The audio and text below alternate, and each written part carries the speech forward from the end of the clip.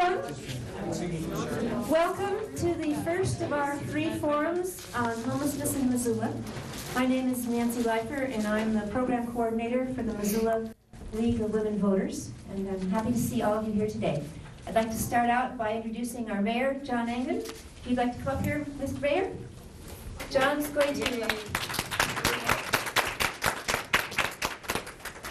going to set the context for us of homelessness in Missoula and why we're here.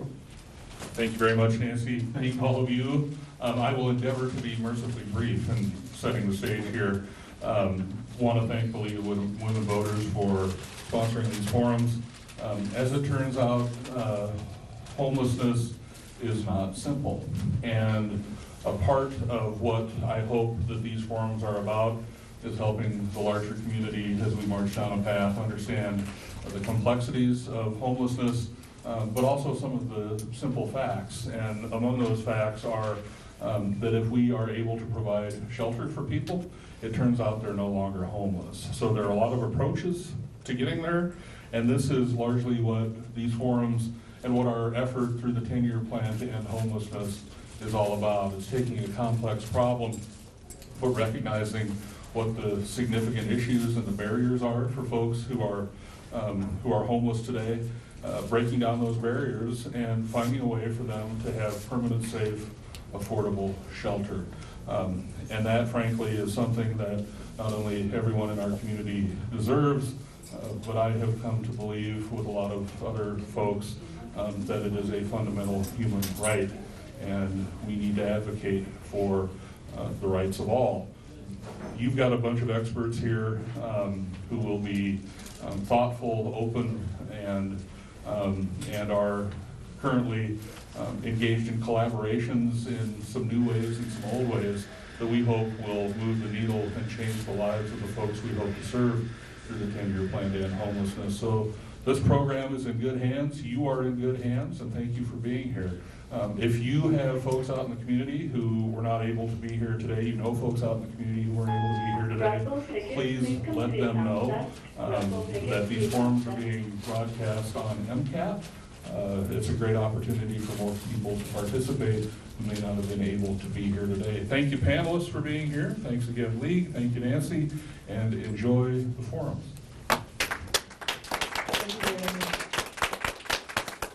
We have our panel today to talk about families. That's the focus for today. As you'll see on the orange sheet, we have several forums planned over the next 3 months, focusing on different aspects of the homeless population. Today's focus is on families.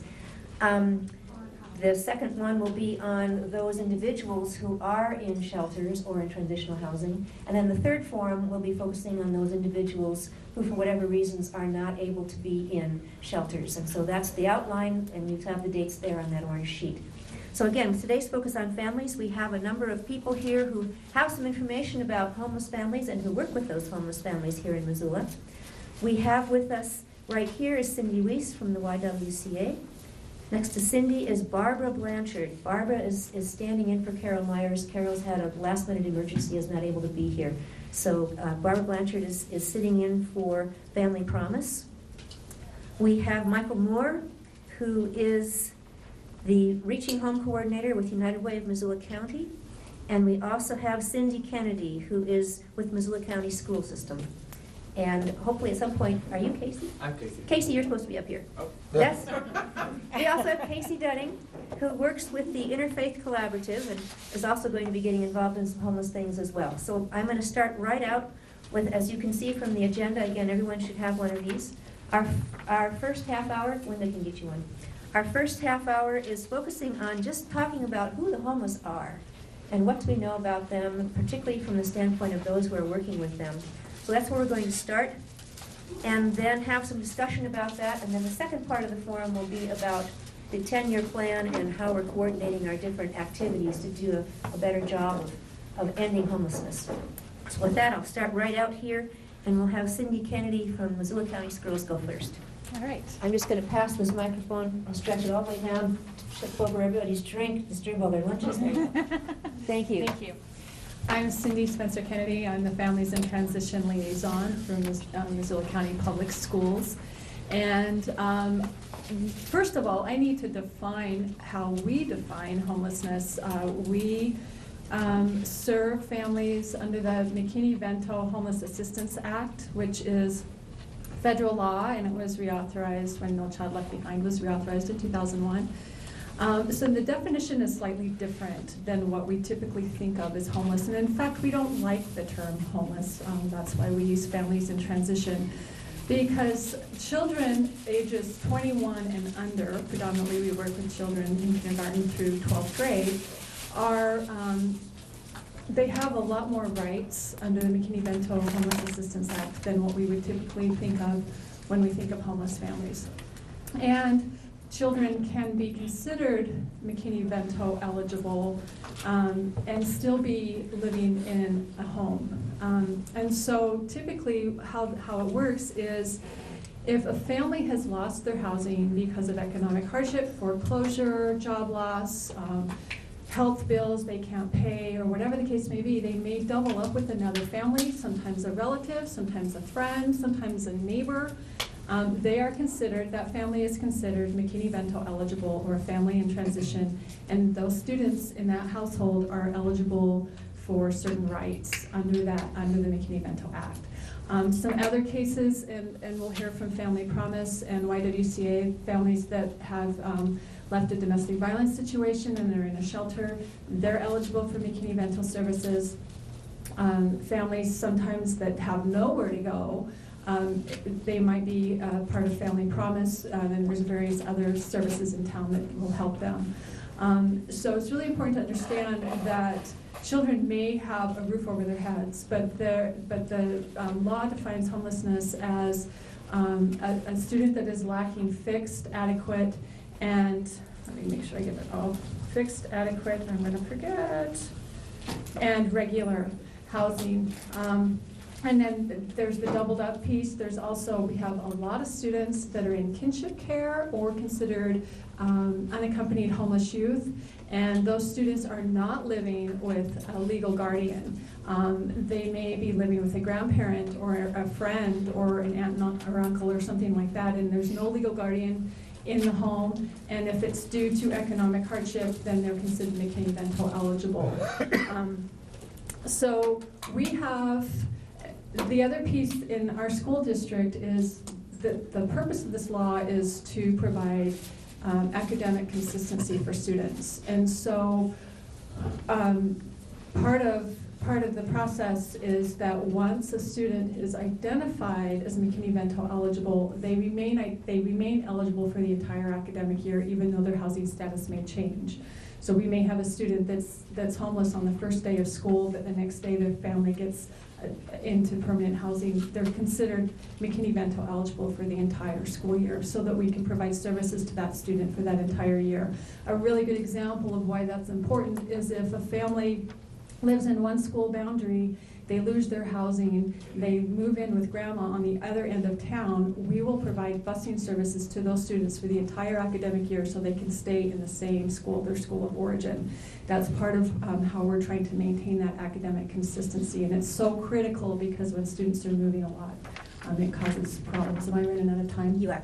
Okay, so there's a lot more that I could say about that, but I really wanted everyone to understand how we define homelessness in our district. And quick question, how many homeless students do you have? So right now we have 265.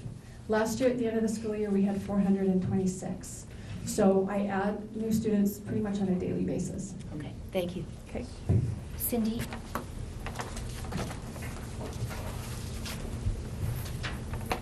Thank you. As Nancy said, I'm with the YWCA, and we're providing services to a few different groups of homeless families. We have our shelter where we provide housing for domestic violence survivors and their children who are fleeing violent homes. We also provide longer-term housing to single mothers who have dependent children who have been homeless because of domestic violence. And then we have a separate program where we're providing emergency housing and kind of crisis intervention for homeless, literally homeless, 1- and 2-parent families with dependent children. And last year we served about 400 families in those programs. And I wanted to share with you kind of who is in those families. What do those families look like? Those coming to the YWCA, about 3/4 of them are single mothers with dependent children. 1/4 of them are 2-parent households. Over a half of them are what we consider young families, where the parents are under 30 years old. A majority are Caucasian, representing our community, but 11% are Native American families. And their primary reasons for homelessness, the big one is that they lack the income to afford rent. The ones that we served last year, 42% had no income whatsoever. 27% were employed, but most of those were underemployed, we called. They had part-time jobs, certainly not enough income coming from that employment to afford housing. 17% received some type of Social Security benefit, and less than 10% received what we refer to as TANF assistance, welfare cash assistance. So it's just not something that they're depending on for support. The other big factor in many of the families' homelessness is that they have some type of disabling condition, with the leading condition being mental health issues that are a barrier for them getting employment. The second leading disability was physical disability with at least one of the parents, or a profound physical disability with a child in the family. Thirdly, they are coming with substance abuse issues that are so severe that they are creating a disabling condition. And then the fourth leading disability is developmental delays and developmental disabilities. And those things create huge barriers to them getting into their own homes. And then because of the services that we provide, the other big reason for the families that we serve, the big reason that they're homeless is because of domestic violence. These are women who have left violent homes without the resources to secure a home of their own. And their primary needs are really economic. They need jobs to support themselves. Many of them, even if they had jobs, will need some type of rent assistance, either short-term, say 2 or 3 months, or that longer-term, or what we call medium-term assistance, up to 18 months. And they need security and utility deposit funds. The deposits on rentals are so high that families can't save up and afford those. And some of them, because either of their credit history or they have utility bills in arrears, they need to come up with a utility deposit as well before they can get into a rental unit. And those are just financial barriers that they can't get past. So that's a glance. Okay. Barbara. Hi, my name is Barbara Blanchard, and I'm here pinch hitting for Carol Myers, who's the Executive Director for Family Promise of Missoula.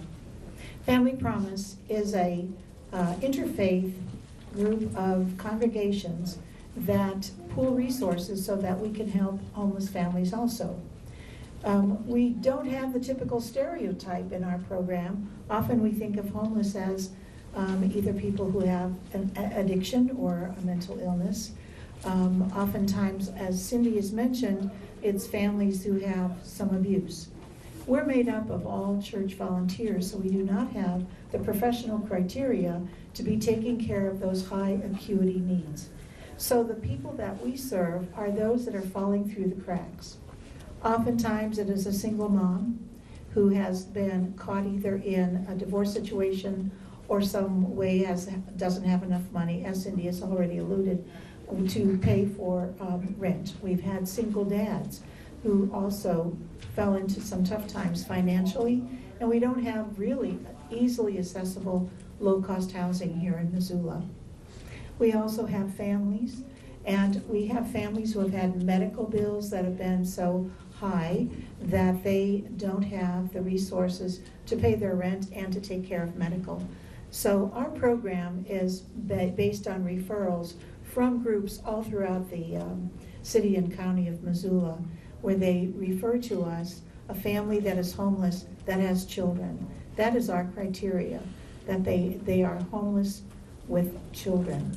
So we also refer to ourselves as a new face of homelessness because so many children are being impacted. And thank you for mentioning all the children in the schools. We hear about it a lot from the teachers, about the children who are also embarrassed to be considered homeless or without a strong home-based, safe environment to have sleeping and eating and warmth. We've had children come into our program who say, oh, it's nice, I have a table to do my homework, because they tried to do it in a tent, or they tried to do it in their parents' car or truck. So we keep the families for 90 days, and during that time, we try to work with all of these social service agencies within the community to find subsidized housing, welfare needs, things that have to be taken care of for children, any of those. We do not reinvent the wheel, we just try to work within it. We also have had pregnant women. We had a pregnant mom whose husband was put in jail. She didn't have the resources at all to pay for rent, and so we had her with us for 90 days. That is our time frame to try to find some kind of recourse for them. We currently have another pregnant mom who's due any day and currently is sleeping at my church. So I'm hoping that she doesn't go into labor within the next few nights. That really throws us into an interesting thing with a lot of volunteers trying to help. But that mom and dad are within our program, and they're expecting their baby. So that's kind of it in a nutshell. These are people who do not have a substance abuse or a mental illness. They often are people who are falling through the cracks because they just don't have the resources to pull it all together. Thank you.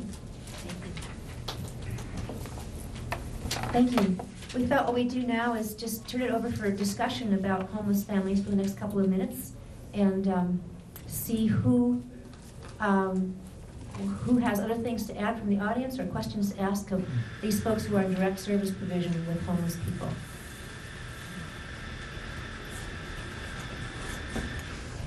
Yes. I was interested in hearing from Mr. Moore about what the... Yes, and if you look at your agenda, that's coming in the second part. We wanted to spend a little time just right now talking about who the homeless are. Yes. Okay. Yeah. I'm always interested in numbers. Numbers. How many are under the Y and the other program? Okay.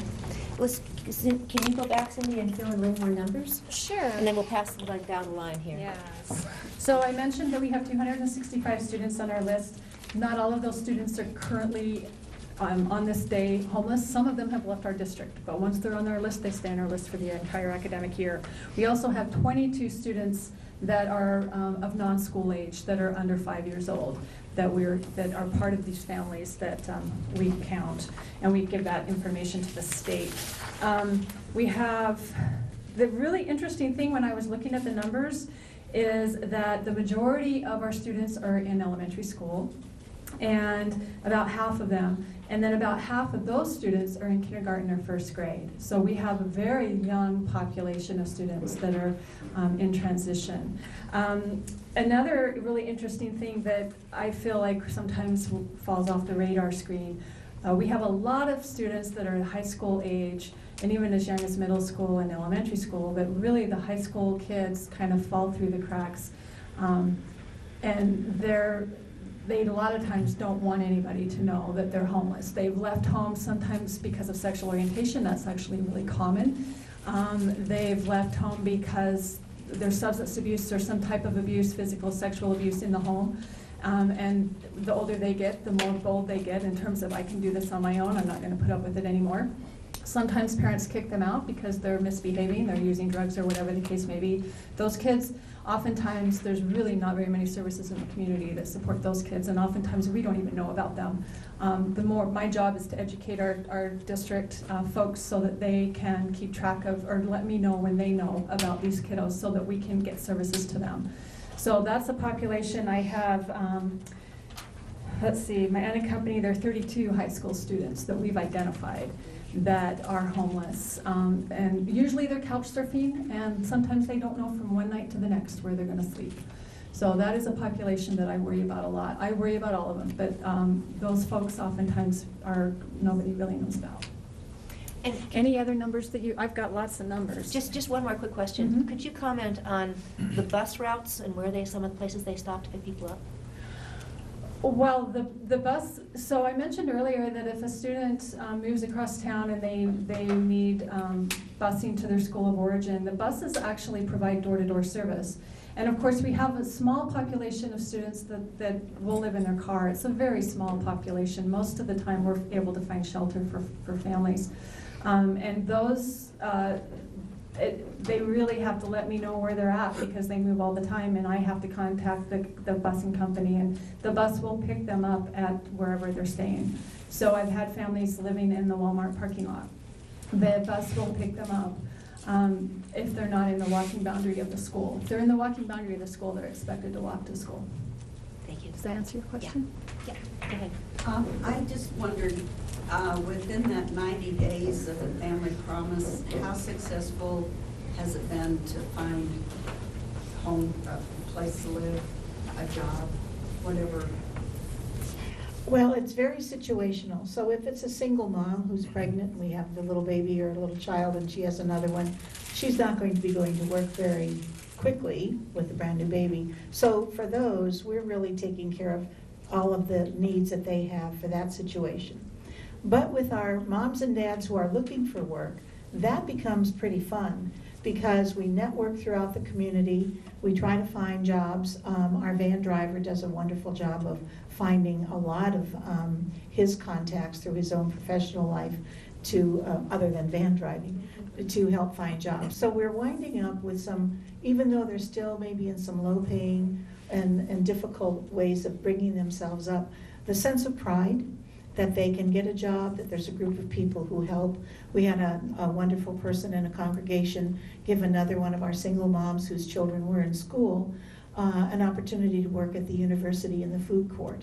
She thought it was the best job she ever had because it gave her such visibility to a lot of wonderful supporting people. And one of the deans there was helping her get her GED.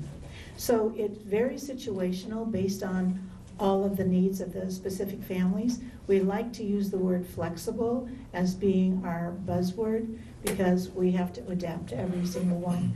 As far as numbers, we can only take 4 families at a time because we convert Sunday school rooms Sunday through the next Sunday into bedrooms. And once those are made into bedrooms for them, those rooms are kept designated to that family the whole week. So they put all of their belongings, which are usually brought in black plastic trash bags. That's how they carry their belongings. But we can only take 4 families at a time, and we try to limit it to about 14 people because we're converting, as I said, the Sunday school rooms, and then all of the food is provided by the congregations. And then the social workers and all of us try to find whatever things we can do to help them. Does that answer it? I wondered about the housing also, though. If it's at all successful within a 90-day period to find. That's a difficult one, but oftentimes they are given to us while they're on a wait list, like for the Joseph residence or some of the other places where they have a longer waiting. And so when they're with us for 90 days, they can save, either they're on a list for subsidized housing in apartments or in some other low rent area. And so we encourage them and put a family plan together for finances. How much can you save during this time to help with deposits or any of the other things you need? So often we are a transition for them as they're already on the list, or we actually help find housing. We just had a family find housing right over by Southgate Mall. by people just going up and down streets looking for signs. But you have to remember, these are all volunteers who are kind of combing the community. We are not professional social workers, so we can't hold a candle to the people who have all those resources. But lots of people together make a difference. Thank you. I have a question about the schools. When my kids were in high school, we knew of a lot of kids who were either 4 or 5 of them were living in an apartment together, or what do you think the actual, just a guesstimate, what the actual high school numbers would be? Oh, I would say it's at least double what I have. I have 32, I would say it's at least 64. Now, kiddos that are supporting themselves, like if there's a bunch of them living in an apartment and they have jobs and they're paying rent, they're not considered McKinney-Vento eligible. So even, you know, they might not be formally emancipated, but they're not gonna fall on my list. So it's even higher than 60. For sure, for sure. And that number, if they're living that way, when we do the annual homeless count, they're probably not gonna be included. Because they actually have shelter in A some lot way, of so. them are really abusive, tough situations. Right, you know, the social problems that they face are as big as almost all of the ones for people that are unsheltered, but being sheltered is a distinct advantage over not being sheltered. I'll just say one thing about the numbers. It's kind of a crapshoot to come up, like when somebody says, how many homeless people do you have like today? You know, Cindy's list, you know, when she sent me the number that she had 214 kids for the first part of the year, I was like, but, you know, we have to recognize that some of those kids are not, you know, they're homeless for a week and then they're not homeless for the rest of the semester or whatever. The numbers that we used when we produced the 10-year plan are based on an annual homeless count, but also in sort of just touching base with each agency about who are you actually dealing with. And then touching base with places like Western Montana Mental Health and Teresa Williams, who's here today, where we know people are on the street. And they're not, we tend to count people who use shelter the night that we do the count. We got a bunch of people that aren't in shelter, but we do know that they're out there. So our number for the year the plan came out, 2012, was about 500. And again, I'd say it's a rough guesstimate. This year, it's going to be higher than that. We are still facing economic conditions in the town that make things difficult for people that are at the lower end of the economic spectrum. When you get at that end of the spectrum, you face a difficult barrier, because while you might have enough money to get into the median rent house, you can't pay last month's rent and a security deposit. So we'll talk a little bit more about that, but that's the sort of issue that you're facing down there. And that's why we're gonna have, I'm guessing, probably over 600 homeless people in the count this year. So we're gonna house more of those people this year, but we've also got more of them. I want to just quickly answer your question about how many served at the YWCA. Last year, in our 3 residential programs, we served 400 families. And those were all families that had dependent children. And then I also, Vivian, wanted to follow up. We have a 50-day emergency housing program for 1- and 2-parent homeless families. And I will say, families we serve are literally homeless, so they have no other place to go, or unsheltered homeless. And at the end of that 50 days, last year, 25% of those, we served 90 families in that program, 25% moved into their own homes or into permanent housing. Another 25% went back to living with friends or family members, so couch surfing. 18%, we served them in a motel room. 18% were able to continue renting that motel room with their own funds. But again, that was temporary. They weren't gonna, that's not considered permanent housing. 17% went into other housing programs like transitional housing, here Joseph Residence, maybe the YWCA transitional housing program, and then 9% left at the end of that 50 days unsheltered, so they went back into homelessness. And the point is that 50 days, 90 days is not long enough to get families into permanent housing in Missoula. We need a much longer term intervention to be able to solve their homelessness. Thank you. So we're going to turn now to what is happening with community programs and the 10-year plan to end homelessness. And I'd like to turn over to Michael Moore to give you more of a background about that and what's been going on in the last couple of years to address these things. First, thanks again to all of you for coming today. It's heartening to see folks that are willing to spend their lunch hour to talk about a really serious problem in Missoula. Am I too close to you? Hold the mic closer to your mouth. Yes, ma'am. Yeah. It's hard to do so many things at the same time. Remember to keep doing them. The 10-year plan came out, it was sort of birthed by a 2010 needs assessment that we did here in Missoula that sort of showed us the face of homelessness. I don't like to read a bunch of facts, but the facts on this page are alarming enough to, I think, any community to step up and say, we need to do something.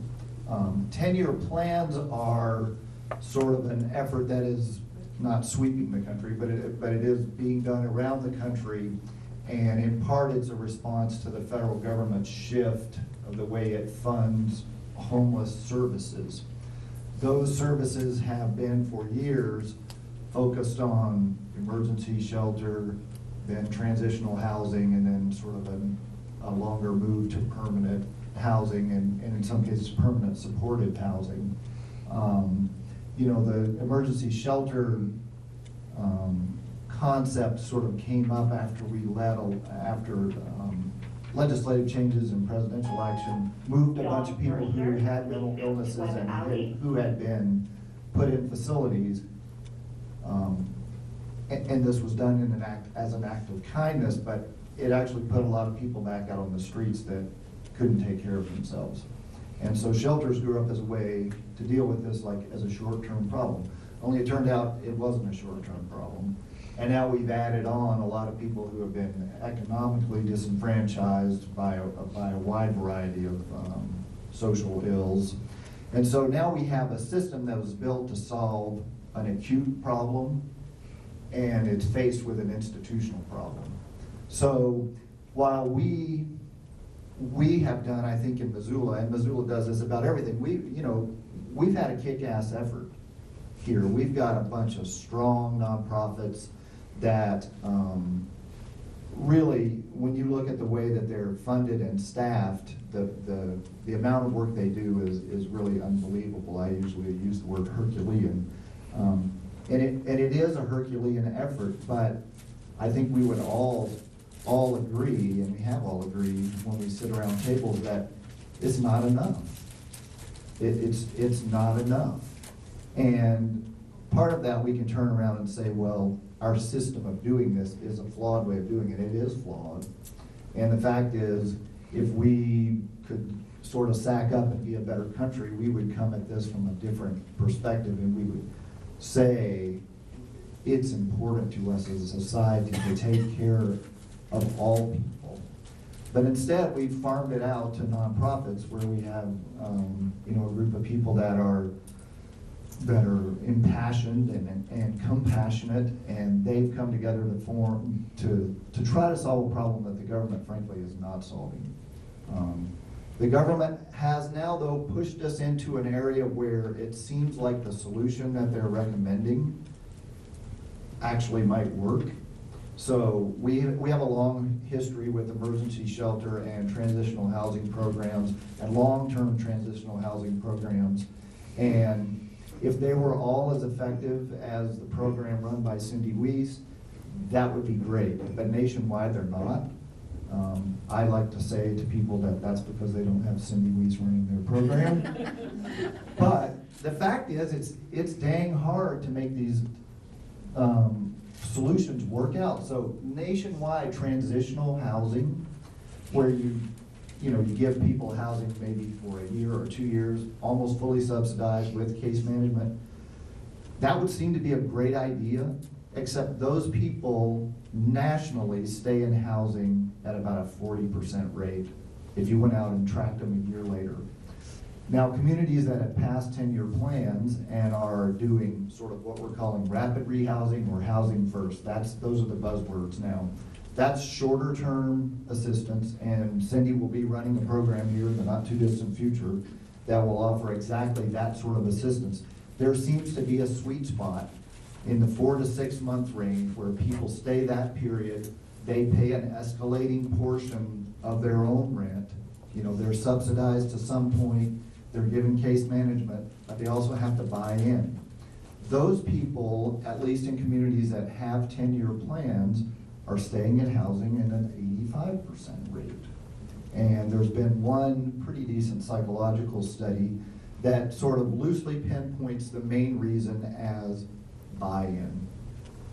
I contributed.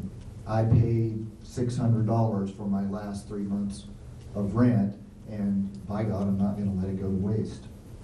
So that's the program that the government is sort of pushing us into, and so we're going to embrace it because everybody embraces where the money goes in the end. The great thing about that is it seems like it might work. So the 10-year plan comes together as a way, it's not its own program. It's an organization and an idea that sort of depends on the cooperativeness of everybody in the nonprofit and governmental community.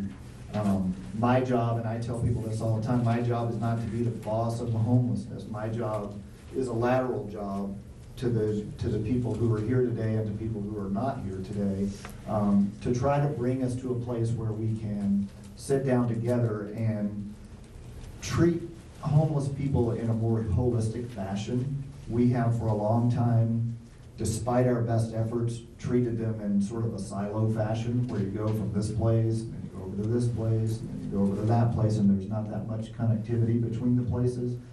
I can tell you now that we have, and I'll say more about this in just a minute at the end of our remarks, but we have a bunch of money that we haven't had in the past for rapid rehousing, housing first, about $200,000. In the past, when we've had people moving from housing to housing, you might have some communication between somebody at the housing authority, maybe and somebody at the Y or whatever the organization might be.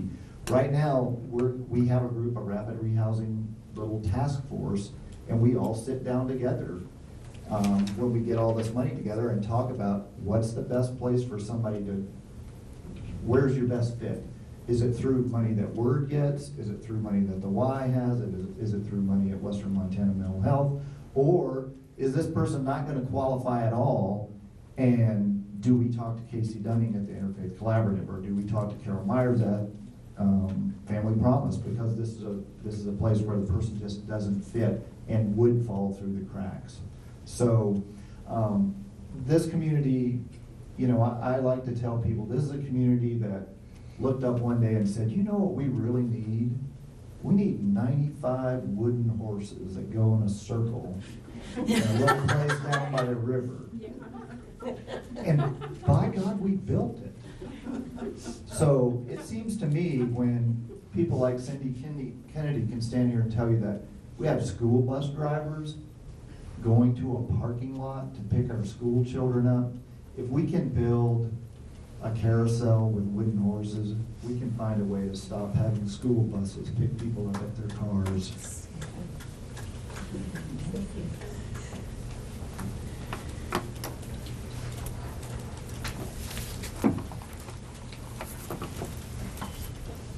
So now is the opportunity for Cindy, and Barbara just to say a little bit more about the programs you're actually doing right now. Just a little bit. Okay. So YWCA has 3 different programs for homeless individuals and families. We do have our confidential domestic violence shelter. It's a 7-bedroom house where we are providing services 24 hours a day.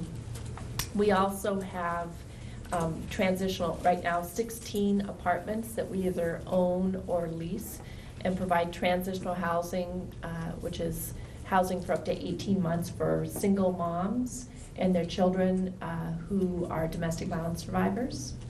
And we have 50-day emergency housing motel rooms where we provide that housing I talked about to homeless, literally homeless, 1- and 2-parent families.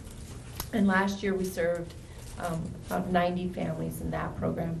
We also have some crisis vouchers. There are 1 to 3 night motel vouchers that we can provide to families who, in the winter we provide about 50 of those vouchers a month to families who are unsheltered and in a crisis situation and need at least temporary housing. Last year we served 300 families with those vouchers. And then we provide case management to all the families and some support services for their basic needs. I think Family Promise is probably the newest kid on the block. We have been open about 22 months now. And Family Promise is comprised of 12 congregations within Missoula that act as the host congregations. That is, those that provide the overnight housing. Partnering with them are 13 congregations that don't have room to put people up in classrooms or in sleeping quarters, but they provide additional help with providing food, making dinners, being volunteers, and partnering with those host congregations. We get the families on Sunday evening, and they stay every single night. They go in the morning to what we call the day center. The day center is currently a house that is provided by the Lutheran Church on South Street. The house is right across the street from the emergency area of Community Medical Center. And there is a part-time caseworker and a full-time social worker. And there's where they do their laundry. They can make their breakfast, their lunch. They take showers. They have a nap room for the children. They have case management planning, financial planning. How are they going to do their next steps? And as I said, that they're in 90 days. So each one of the host congregation gets a group of families about every 12 weeks. So sometimes we don't see the same families twice. And so it's always new. We're also trained on how we should honor and respect the fact that these people are moving every week to a new church. The church provides all of the linens. Family Promise provides all of the rollaway beds and the pillows, and we provide all of the food. We also send food to the day center for breakfast, for lunch, or supplies that the day center needs, like laundry soap, body soap, all kinds of things that you would need on a day-to-day basis. So the congregations act as the sleeping quarters with lots of volunteers who help with homework, do crafts with the children. The parents need a break too. They are under a lot of pressure. And so while we don't babysit alone with any of the children, we certainly do take part in eating dinner with them, chatting if they want to. Lots of our teachers in the various congregations will come in and help with homework. So that is a typical week on what they do. And then that following Sunday, they pack up all their materials, which is so sad, in these black plastic bags, and set it out. The truck comes to get all of the beds and all their personal belongings and moves it to the next church. So that is how the program works. As I said, about 22 months in operation. We have served, because we only can take 4 families at a time or a maximum of 14 people, we have 32 families that we have helped this amount of time. Right now we have 6 adults and 5 children rotating through. Oops, sorry. Oops. So our programming is predominantly in the form of academic support. We do contract with WORD to provide social services, family advocacy, and case management. The academic support, every single building in our district has either a family resource center coordinator or a families in transition coordinator. So that individual works with families, works to identify families in the building, educate staff in the building, and works with those families that have been identified as McKinney-Vento eligible to help them either set them up with a case manager or provide various services, information about services that are available in the community. My role, I've federally mandated to the district is required to hire a liaison, and so that's my job. And my job is to train everybody in the district and raise awareness about McKinney-Vento eligibility. And the more we are aware, the more staff members are aware, the more a better job we can do at identifying those students that are eligible.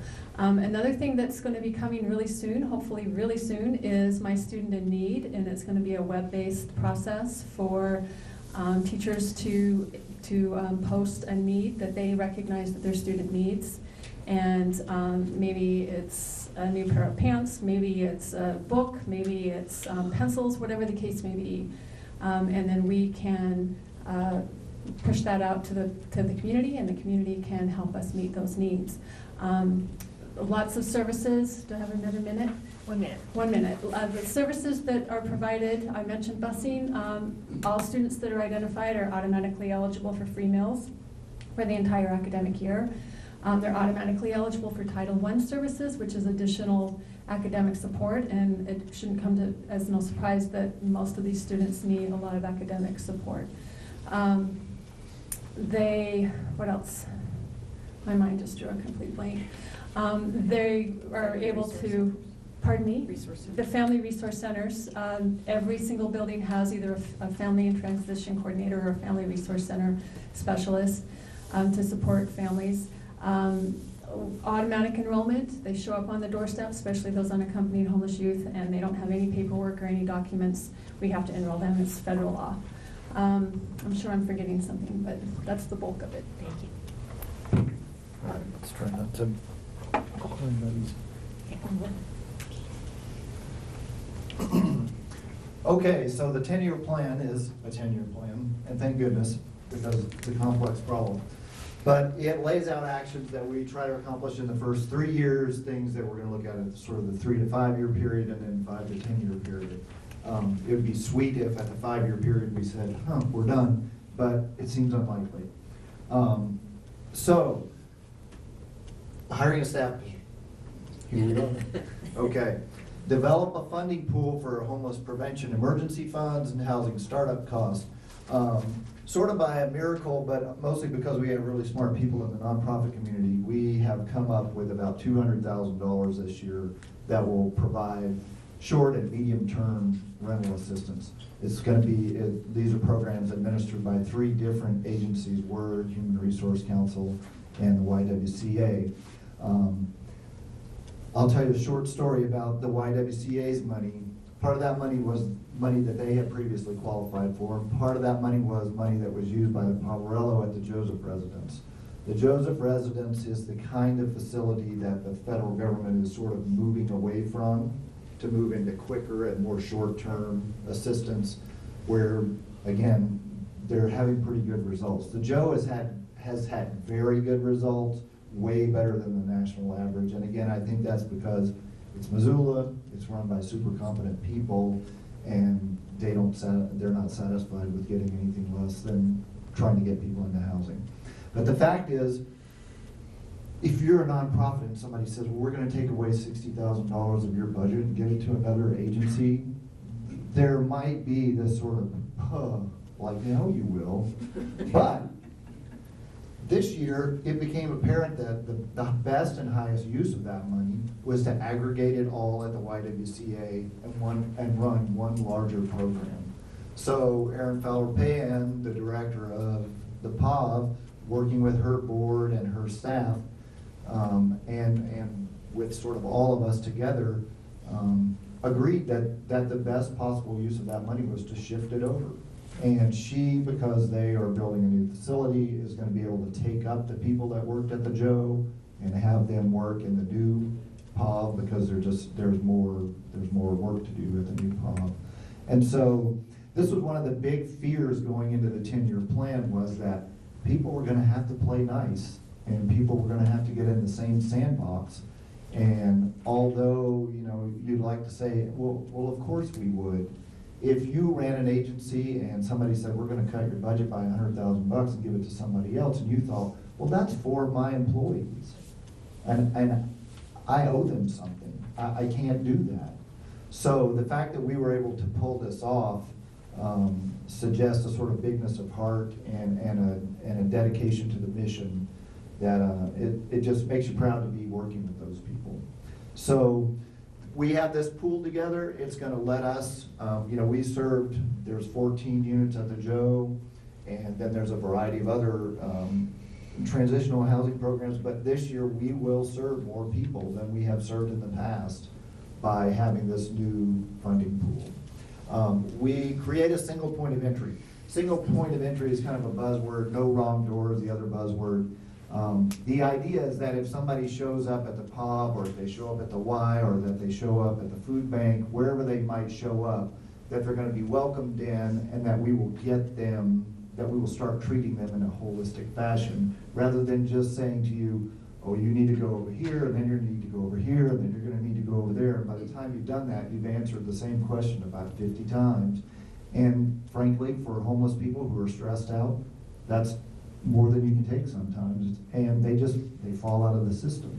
So we now have, through the Human Resource Council, a software program that everybody who provides homeless services can take part in. Not everybody's in it yet because it's complicated to get everybody on board. There are still some confidentiality issues for a couple of people that are on the end of sort of either mental health services or healthcare services, but we think we're working that stuff out.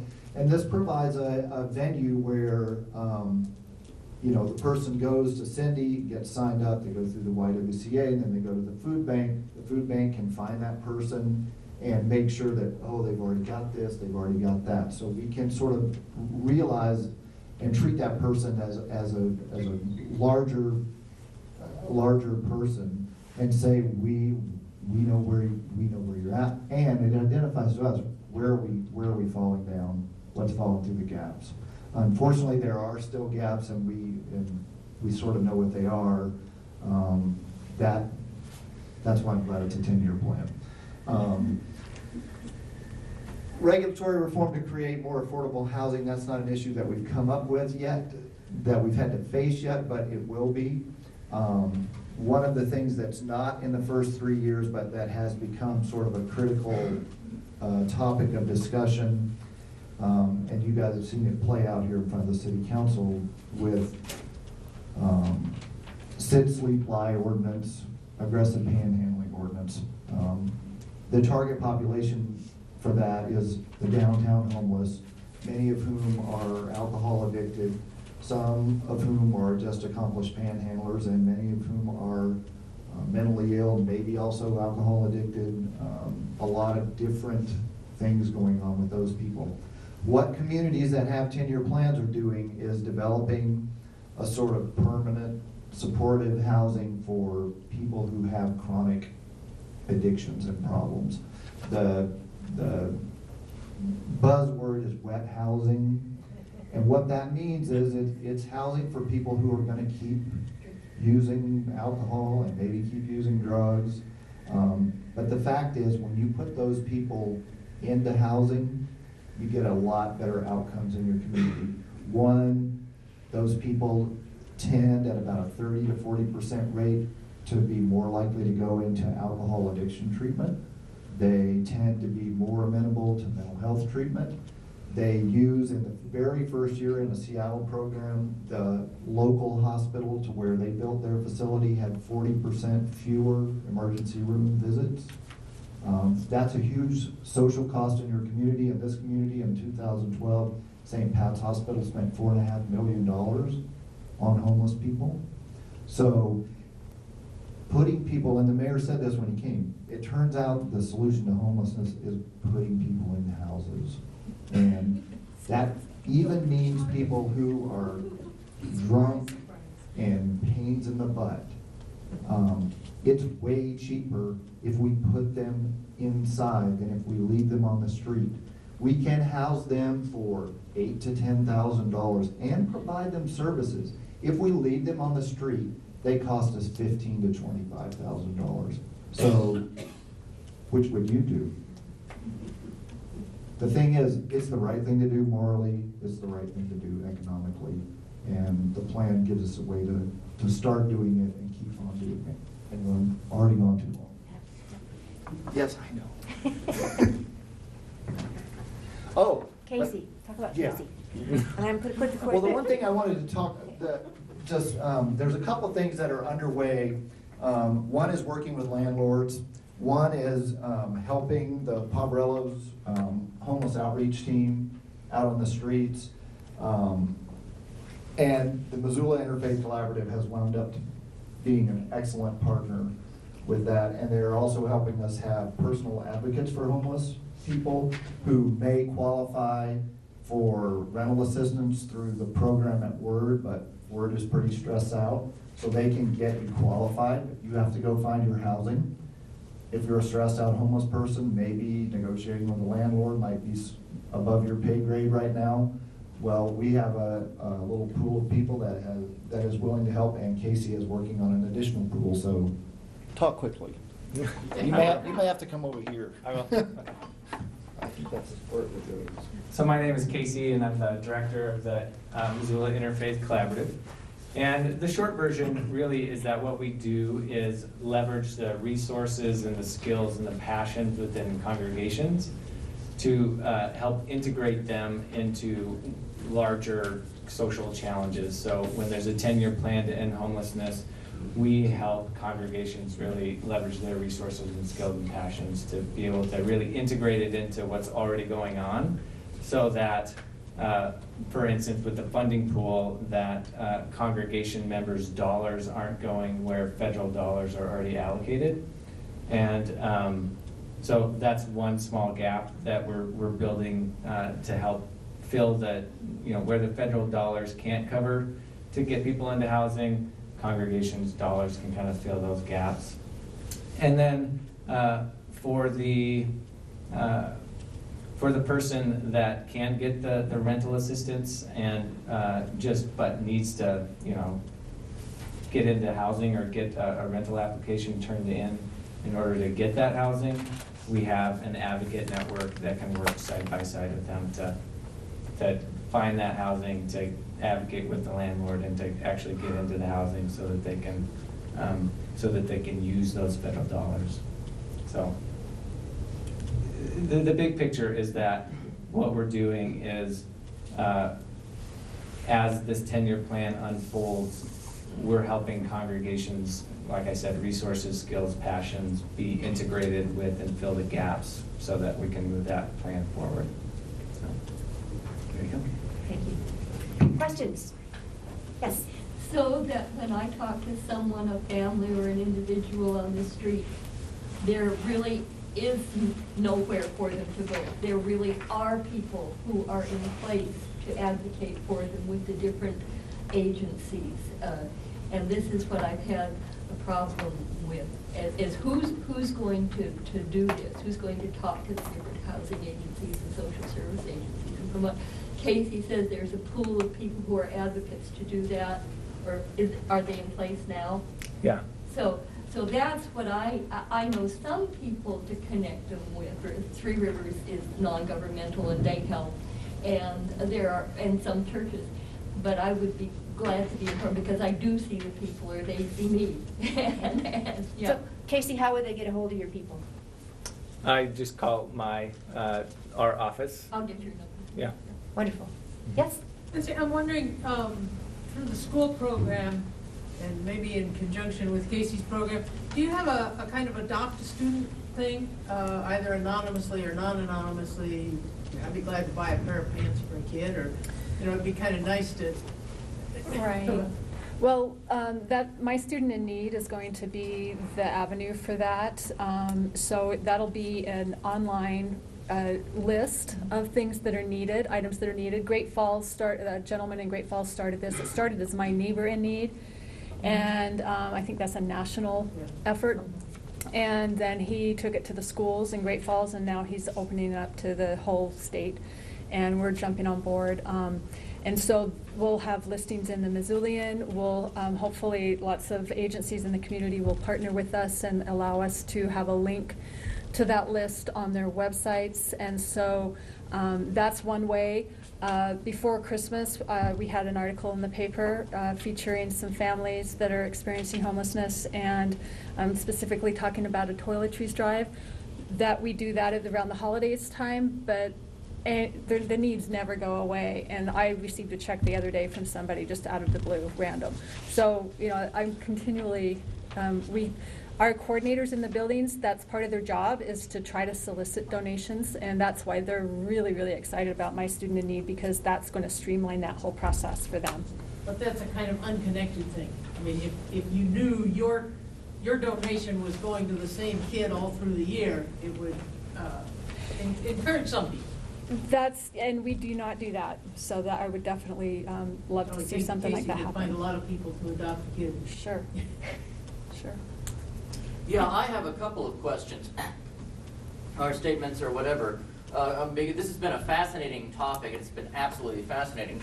But, you know, I'm glad you mentioned about the high cost of rent in Missoula and also the high cost of food. It hasn't been mentioned, but when I moved out on my own in 1986, I had an excellent studio apartment for $165 a month, all utilities paid. And of course, food was dirt cheap. Now you can't do that at all. Is there any way we can, in general, lower the housing costs and rental costs in Missoula generally so that it can be more affordable? And I guess my second question also, if I could have a second question, I like the idea in other cities, and maybe we should do this here, and a friend of mine were talking about this too, of getting the permanent, chronically homeless people, even if they're drunk, addicted, mentally ill, into their own free or low-cost apartments, and let them have services, but let them drink there and such. Well, I was in, accidentally, because I really needed housing, an apartment down near the university, which was very similar, and it just, these alcoholics and the mentally ill just clustered in there in their own, you know, studio apartments, and it could create a lot of dangerous situations, frightening, because when you get those, there's so much drama and crime, and the cops were always being called. I thankfully was able to move away. How would you provide security? Would you have security guards or extra police on duty to keep the residents safe? Because there can be violence, fights, and when you have all those, you know, alcoholics, the mentally ill, it can be extremely dangerous. I wouldn't want to live in, but a lot of them downtown, and you know, I think it's a great idea. It's better to get them off the street and into their own apartments, you know, but if you cluster them, that will create its own dangerous situations. How would you address that? Well, to that question immediately, most of these facilities are run by either the community's mental health agency or a community hospital. Mm-hmm. So these are staffed places. It's not like we just bought a downtown hotel and said, okay, you 20 drunk guys move in here. Although frankly, that might be better than not doing anything. But no, this is a facility where there's going to be, you know, there's going to be hands-on care for these folks. On the other hand, they're not pushed into it. Mm-hmm. The deal and the reason it works is that it kind of lets people come along at their own rate. But there's also appears to be a sort of civilizing effect of living with your fellow man. Mm-hmm. So, but I do think that your point is good in that it needs to come under the care of, you know, you got to have some supervision. Yeah. And so Seattle's program, you know, they have 12 people that are on all the time in that facility. And the guy that runs it, though, told me, he said, you know, I go by and every day I ask people 3 questions. Would you like to stop drinking today? The answer often is no. Would you like to start mental health treatment, go back on a drug regimen, whatever it happened to be? And can you stay alive till tomorrow? Yeah.